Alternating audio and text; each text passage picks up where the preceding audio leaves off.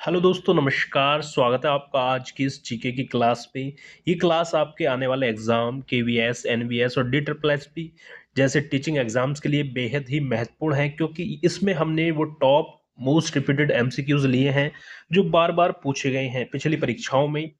तो चलिए दोस्तों, बिना वक्त गवाए वीडियो को शुरू करते हैं और बढ़ते हैं पहले प्रश्न की तरफ। पहला प्रश्न क्या है कि अर्थशास्त्र के नोबेल पुरस्कार से सम्मानित होने वाले पहले एशियाई कौन है? ऑप्शन है हरगोविंद खुराना, ऑप्शन बी है अमृत सेन, ऑप्शन सी है चंद्रशेखर वेंकट रमन, ऑप्शन डी है मदर टेरेसा। जरा सोचिएगा राइट आंसर क्या होगा दोस्तों। ये प्रश्न बार बार रिपीट हुए हैं परीक्षाओं में, इसलिए बेहद ही महत्वपूर्ण हो जाते हैं आपके आने वाली परीक्षाओं के लिए। तो चलिए, इसका राइट आंसर क्या होगा? तो अर्थशास्त्र के नोबेल पुरस्कार से सम्मानित होने वाले पहले एशियाई की यदि हम बात करें तो राइट आंसर हो जाएगा अमृत सेन। ऑप्शन बी यहाँ पे राइट आंसर हो जाएगा। अमृत सेन जो है अर्थशास्त्र के लिए इनको 1998 का नोबेल पुरस्कार जो है इनको प्रदान किया गया था, और ये पहले एशियाई थे।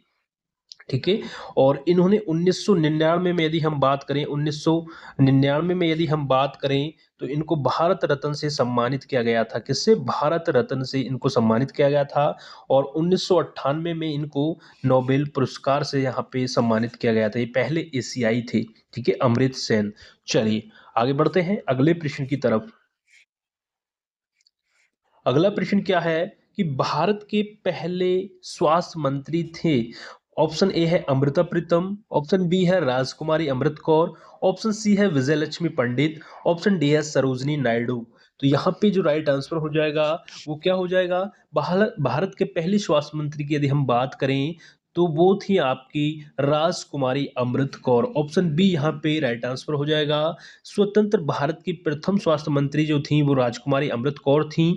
और इन्होंने लगभग 10 वर्षों तक, कितने 10 वर्षों तक इन्होंने 1947 से लेकर 1957 तक जो है यहाँ पे ये भारत के स्वास्थ्य मंत्री के तौर पर अपना दायित्व निभाया।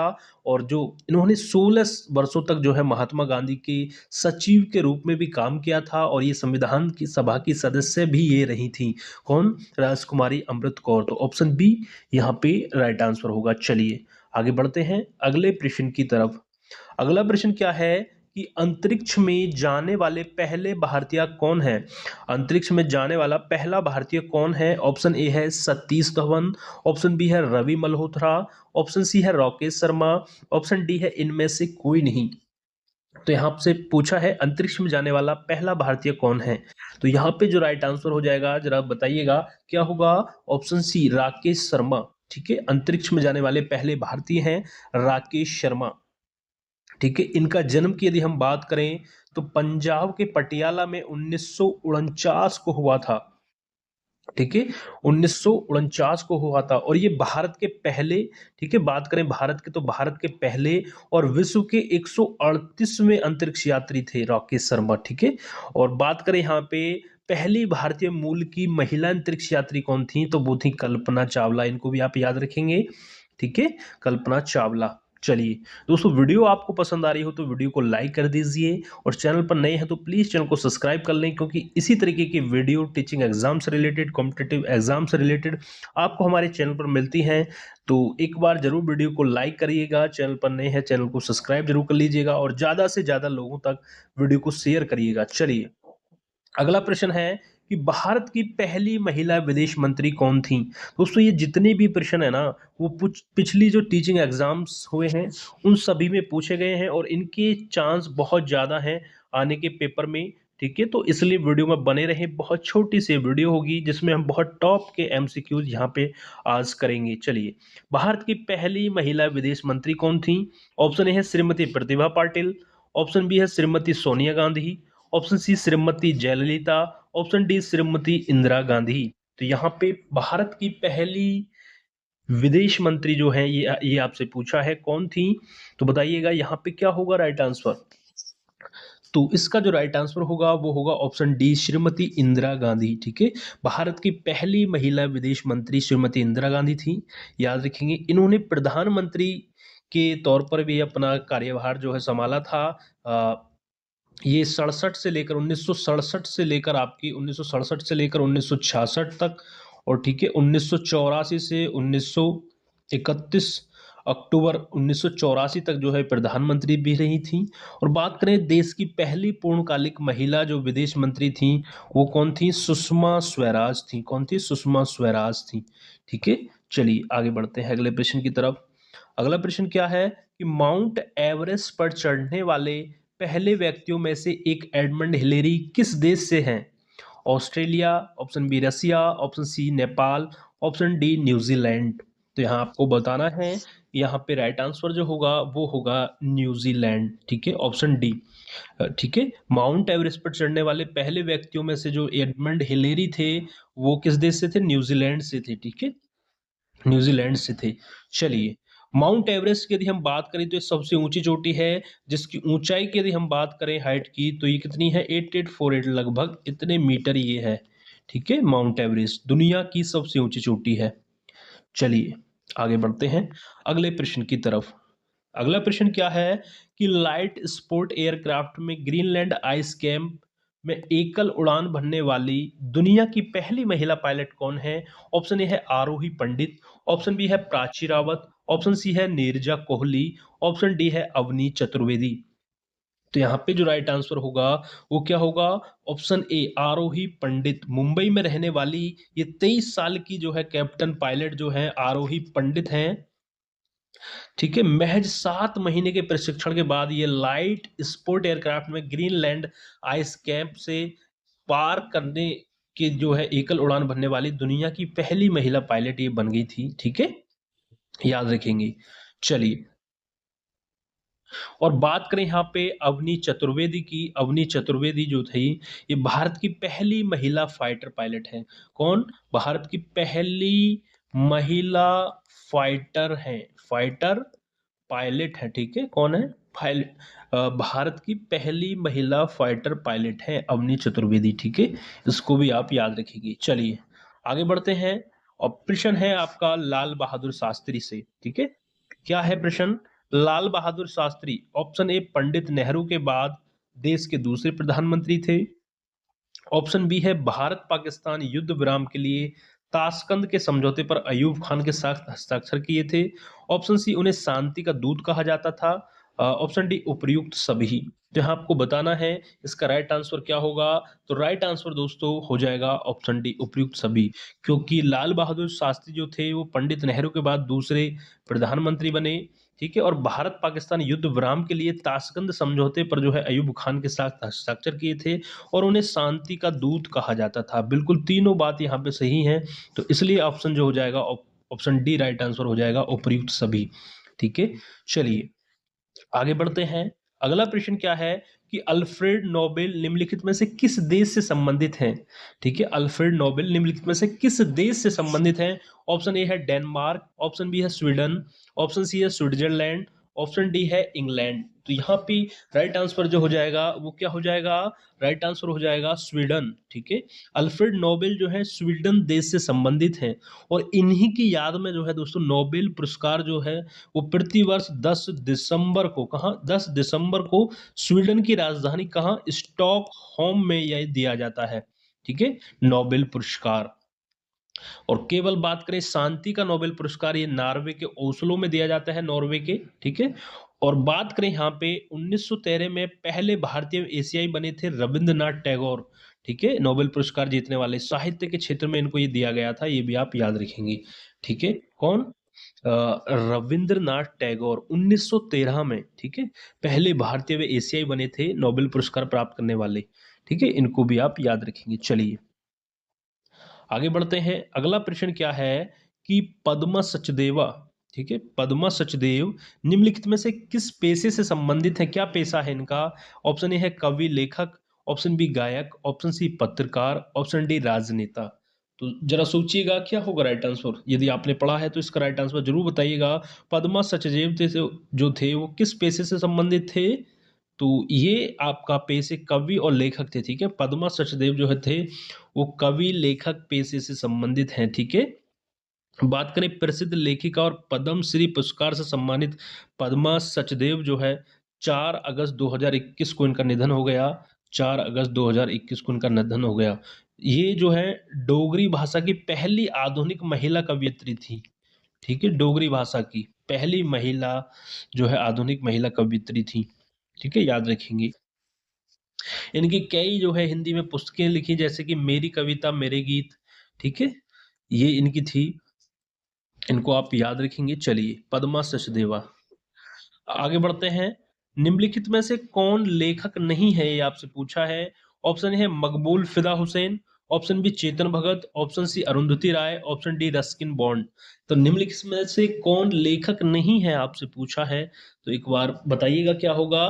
तो इसका जो राइट आंसर होगा वो ऑप्शन ए होगा, मकबूल फिदा हुसैन। क्योंकि जो बाकी हैं लेखक हैं और ये जो हैं आपके, ये क्या है, एक प्रसिद्ध चित्रकार हैं।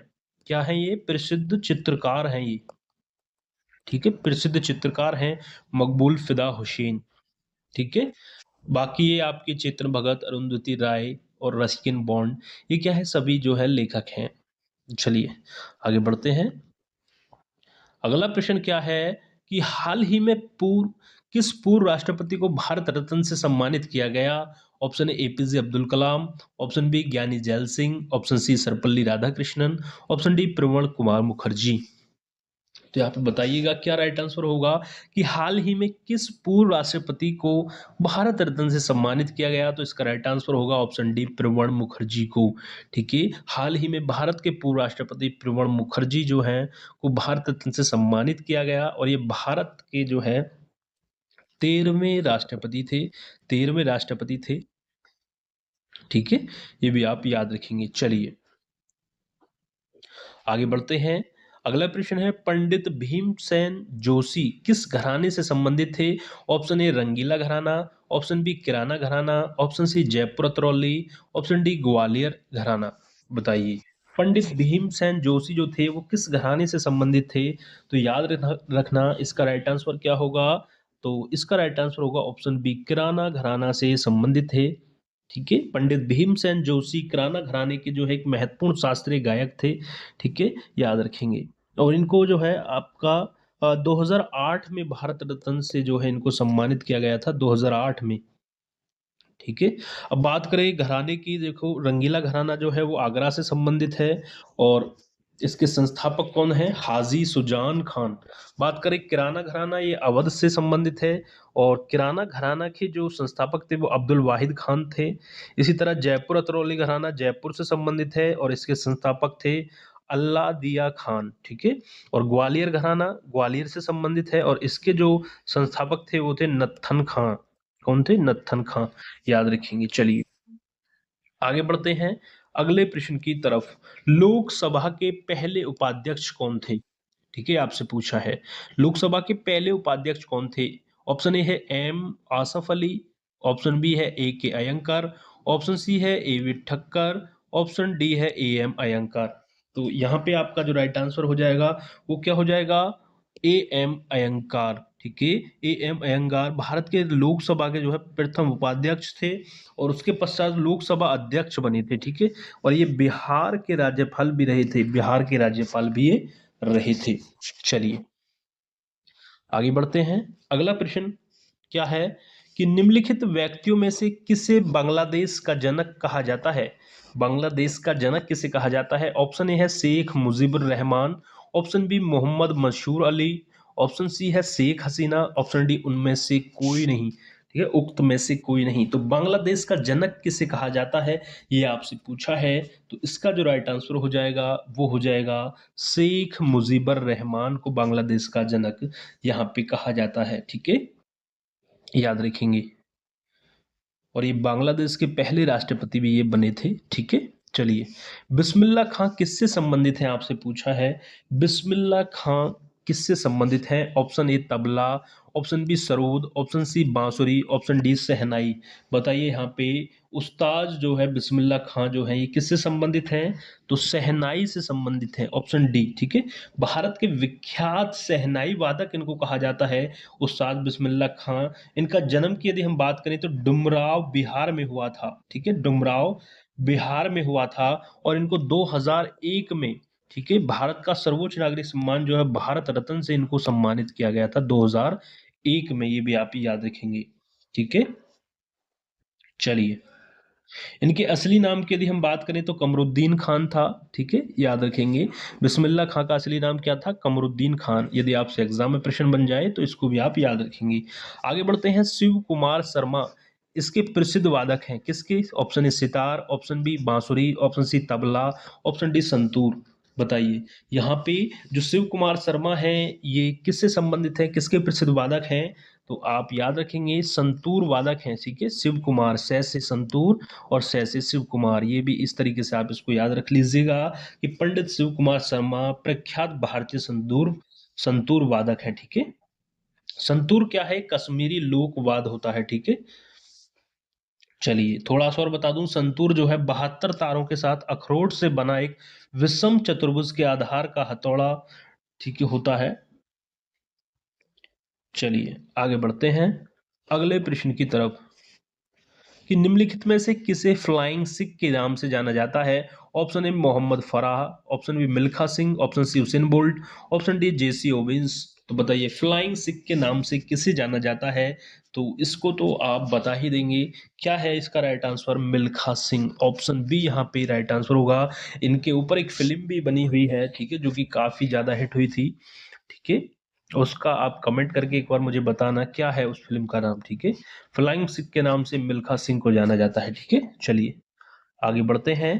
अगला प्रश्न, the iron man of India को दिया गया एक विशेषण है, किसको कहा गया the iron man of India? Option A Sardar Vallabh Bhai Patel, option B Jamshed ji Tata, option C Lala Lajpat Rai, option D Subhash Chandra Bose. बताइए किसको कहा गया भारत का लौह पुरुष, the iron man of India, ठीक है। तो ये नाम दिया गया था सरदार वल्लभ भाई पटेल को, ऑप्शन ए, ठीक है, राइट आंसर होगा।